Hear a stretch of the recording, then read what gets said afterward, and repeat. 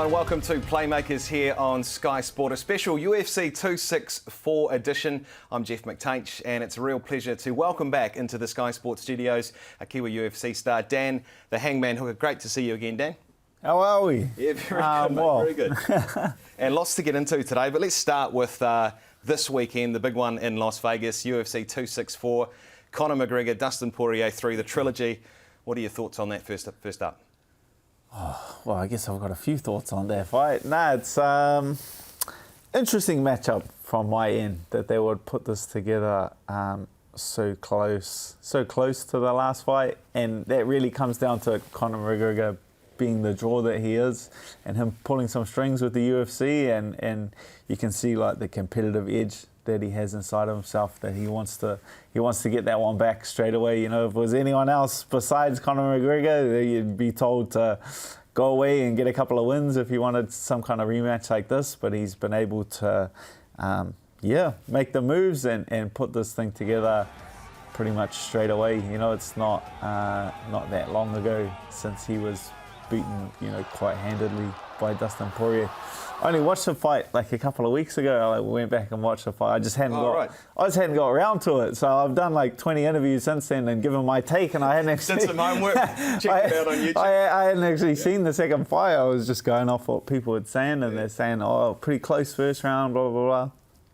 But I thought it was a pretty dominant performance even in that first round. Dustin was able to, secure a takedown, land some of those good kicks. They both landed some good punches. So, I was even in that first round, I would have edged it towards Dustin. And then in the second round, he kind of just caught him with a shot and had his number. And like from being in there with Dustin, I can see he's only just found his groove. Like that groove that he had found, he can push that for another 3.5 rounds. So it's not... doesn't bode well. Doesn't bode well when I come to when people ask me who I think is going to win the second matchup. It's just from of course, like he can catch him with a punch, and that's just part of the sport. But for him to get out there, I haven't found anyone that's been able to that's picking Conor McGregor can give me a constructive or technical way that he could actually get the job done. I think that's the hard part. You talk about Dustin finding his groove in that second fight. 7 years between the first one against Conor when he caught him. And so the groove you talk about with Dustin, how much has he evolved, do you think, as a fighter since you last fought him, that 5-round war, which is coming up a year ago now that you were involved with? How much has Dustin Poirier changed, perhaps as a UFC fighter? It's like pretty hard to tell because, we've only seen like a round and a half against Conor McGregor from that fight, and that was like a southpaw fight. So it's a bit of a different matchup, but he just did what he does. Like he's kind of found like a winning. He's on his streak. People talk about Conor McGregor's streak, like when he was hot and when he was on his streak, he did some incredible things. But I feel like Dustin's found his groove now, and he's kind of for now. He's kind of put it all together. So it's with people, that's the thing, right? It's like one and one. They got one win each against each other, but that was 7 years ago. If you put me now against me 7 years ago, I'd pop him like a pimple. It's not even a close matchup. Like I would just walk right through me 7 years ago. That's too much time in this sport for that to even kind of be brought as like a relevant argument. So having said that, and you make a good point, when you look at someone like Conor McGregor, who 7 years ago defeated Dustin Poirier, obviously he changed the UFC, changed the face of it, winning the strap in multiple divisions. How much has he changed in the last 7 years? Obviously he's had a lot of stuff going on outside of the sport. How much do you think that's affected him? And again, how much has he changed from the Conor McGregor of old? I can't talk about, inside, outside, or like all the shenanigans he kind of gets up to. I can talk about, like his skill. And I would say that he really hasn't changed his tune. Like he's like a very fast starter, very explosive starter where he'll come out like storm across the cage, like and put that pressure on his opponents and just kind of hope it's like everything. Like you're fighting Conor McGregor, it's more hype than you've ever had. He storms across the ring and starts like giving you this pressure look. Like a lot of guys freeze or they panic and throw and try and catch him. But people kind of figured that out now. Like you can see that now. Like Nate Diaz like weathered the storm. Dustin Poirier like got the takedown, hurt him with the low kicks, like weathered the storm.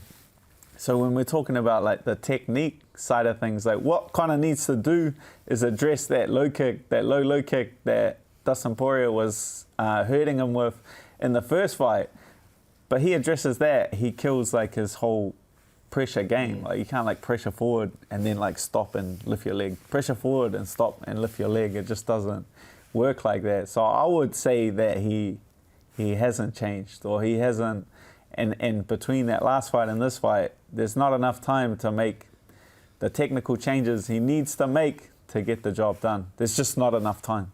Do you think also that Conor perhaps part of the reason he was so successful there for a long time was because he had that fire burning and that hunger to, as you say, really go in there and finish guys early and finish guys quickly? Do you think perhaps that fire or that hunger has maybe died off a bit in the last few years? No, I'd say if he could, he would. Like, that's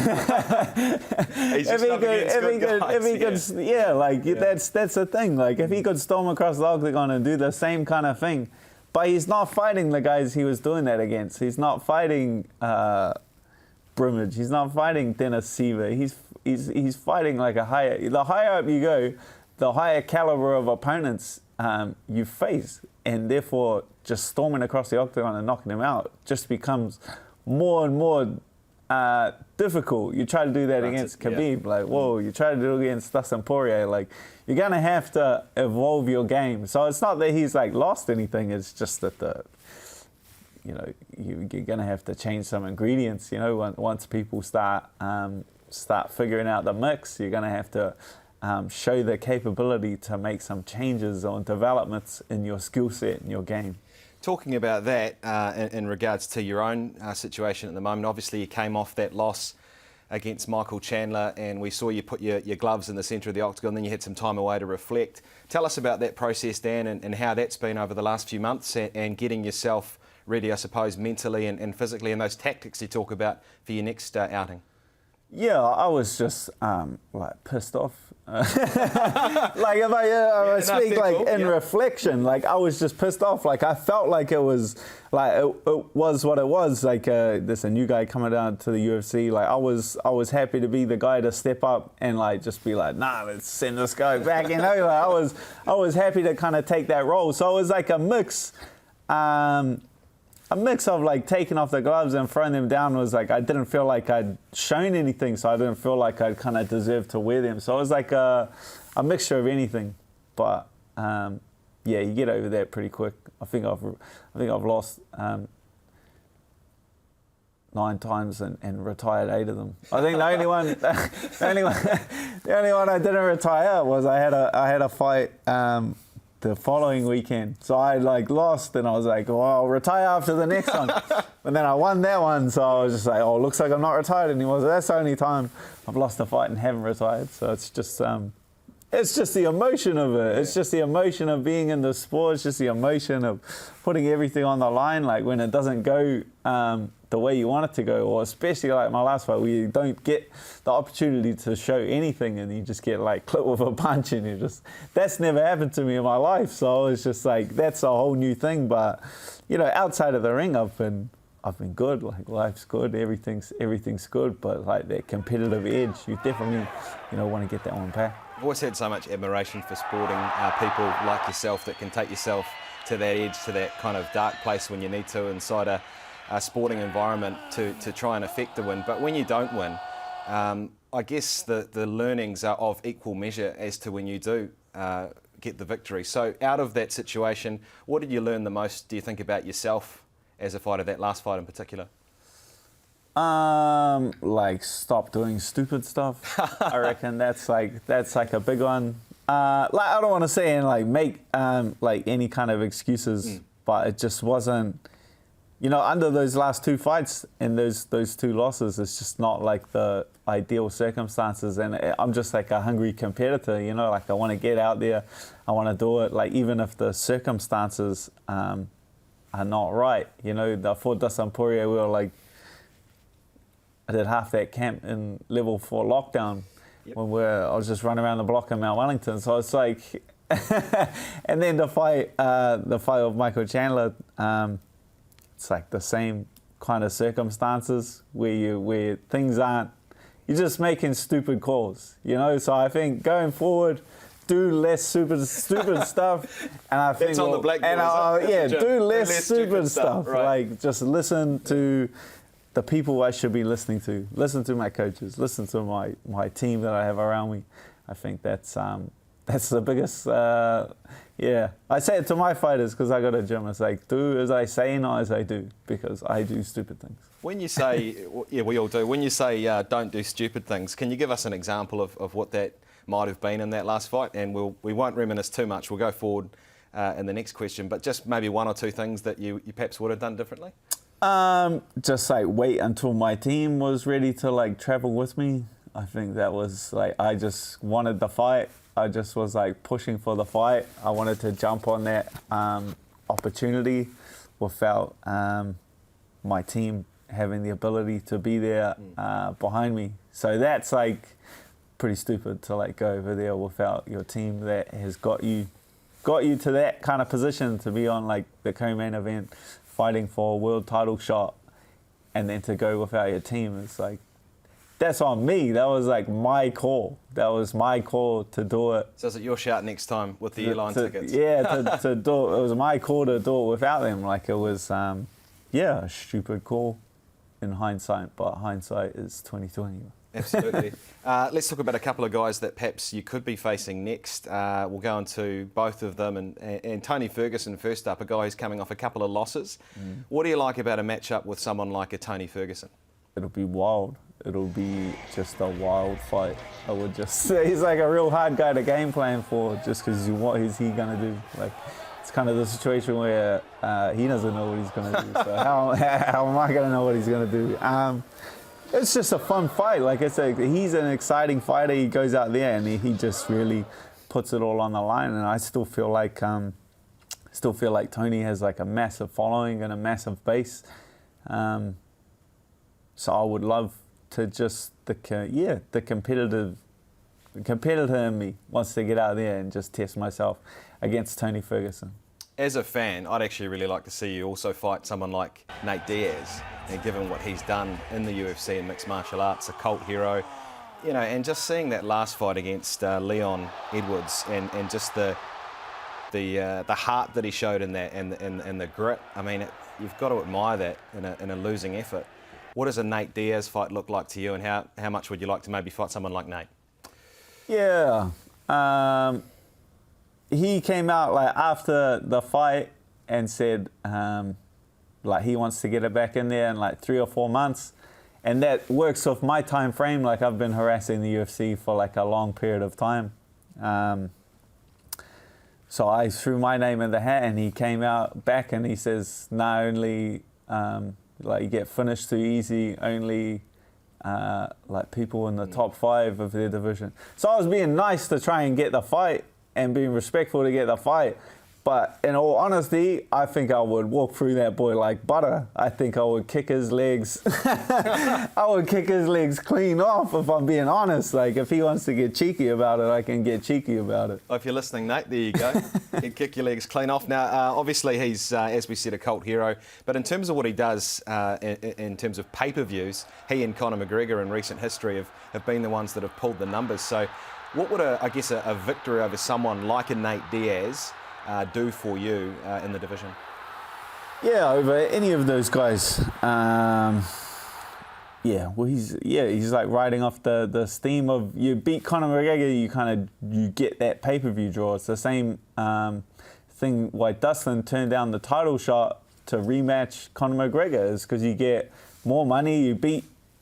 As soon as you beat Conor McGregor, you take a lot of those eyes. A lot of those eyes start following you. He beats him twice, then wins the title. You watch Dustin Poirier's pay-per-view numbers skyrocket and shoot through the roof and be up there with Nate Diaz. So you can definitely, you beat the guy with the eyes on him, you get the eyes. That's just the way the sport works.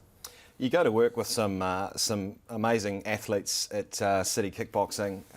We don't need to mention names, we all know who they are, but let's mention one guy, Brad Riddell, who's in the same division, undefeated, and that last effort was a courageous one too, a bit of a war. What do you make of the way that Brad goes about his work, and I guess how inspiring is that for you when you look at what you're doing? Yeah, he's a workhorse. He's a gun. I'd actually trained with Drew Dober as well, his last opponent. So that was like a real interesting. That one had me like having a heart attack because I knew the kind of fight that they were both in for. But you know, Brad really rose to the occasion and yeah, put on an incredible performance. You know, they got fight of the night on a massive card. Yeah, gun. He's a workhorse. He's a gun. Like he can go as far as he wants to go in the sport. A couple of other guys in the division that we should talk about. One who's just behind you at 9, Islam Makhachev. What do you make of him as a fighter, and I guess where he sits at the moment in the rankings? Yeah, he gets, I think he's got like a main event shot coming up. Like he gets a win there. He definitely, I feel like now he deserves someone ranked higher than him. That's definitely a fight. That's definitely a fight I would take. You know, he with the next one being a main event and him, you know, getting the win there or whoever wins there, that's definitely a fight I would take. When I messaged the UFC, I said, does anyone want to fight? And they came back with no one is free or uninjured at this point. Like I didn't go to them and say like, I'll only fight someone higher or I'm not going to fight anyone here or there. Like I said, and then I've said it again since then. Anyone want to fight? Like it's my only message to the UFC has been You can start that. sending individual emails to these guys or on Facebook or Instagram. Just get man, into the but DMs. do you think Islam Makhachev, like these guys live up in the mountains of Siberia, do you think they're not gonna have you think fibre? he's sitting there with Twitter? You There's think no he's the one on? Yeah, there's no fibre. He's got dial-up. He's got dial-up. It's like their managers, you know, their managers are there and speaking on their behalf and trying to get to you and get on your nerves and that, like that's what annoys me. And I'm like, I'm not going to respond to your manager. Like Islam Makhachev doesn't even have a Twitter login. I guarantee that. He doesn't have internet where he is. It's kind of a compliment in some ways, isn't it? I know it's frustrating. You want to get back out there and stay active, but when guys are like, nah, like, and in some ways making an excuse for the reasons why they don't want to get. Oh, it's more like it's more. Oh, there's a lot of people that will get in the octagon. There's a lot of people that fight. There's a lot of people that would love to have my spot in the division, but it's like the UFC spends a lot of time building you up, and I did work like very hard to get to the position I am. So it's like the UFC itself like stops a lot of these things from happening. Like I get in arguments with stupid people, and I'm like, yeah, I'll fight you. Go to the UFC, and I'm just like, yeah, I'll fight this guy. Blah blah blah. Ranked like 50 in the world. And the UFC is just like, Dan, we're not gonna pay you to fight that guy. we're not gonna pay you what we pay you to beat this guy up. Like, come on, Dan, you gotta fight someone. So it's like a lot of the stuff that even I do, like going back to Dan Hooker does stupid stuff. Like there's even the UFC filters. I feel a podcast coming on. The UFC filters my stupidity. Yeah. You talk about, well, two guys, Tony Ferguson and Diaz. Beneil Dariush, 7-fight win streak, 3 in the division. He beat Tony last time out. What about him in terms of when you look at a guy like him and what he did to Tony? Where does he sort of rate for you? I would love his spot. I would love that fight. I would love his spot. Beneil, I think he's the best. Like skill for skill, technique for technique. I feel like he's the best fighter in the division. So he's like, I think I said in an interview, he's like the ugly girl at the dance, you know, whereas he's got like that nice spot in the division. He might want to fight you now after saying but that. no one wants to fight the guy. Like because we all know he's the best. Like I think he's the best, so which means that other people also have the internet and they've watched him fight. And they're going to know that he's the best. So he's got that nice little number next to his name. I would love to take it off him. You look at who is the best at the moment, the champ, Charles Oliveira. You know, he is likely to fight, obviously, Conor or Dustin next, depending on what happens this weekend. How would he stack up against either of those guys? against either of those guys, they walk through him like butter. He's a bum. There you go. You might be fighting Charles Oliveira next after that comment. Oh, mate, he catches plenty of these comments, bro. He's been ignoring Dan Hooker. You might get it. You could edit. You can edit a video of Dan Hooker calling Charles Oliveira a bum. It'll be a 20-minute video. We can go back years and years. You heard it here first. You might be fighting Charles Oliveira next for the title. Hey, Dan, really appreciate you coming in as always. Good luck for the rest of your build-up to hopefully your next fight in September, yeah? Yeah, I'll hold my breath. Thanks for coming in. Cheers. No worries. Dan Hooker here on Sky Sport. That is Playmakers for another week. Thanks for joining us and look forward to UFC 264 this weekend live and exclusive, of course, on Sky Sport.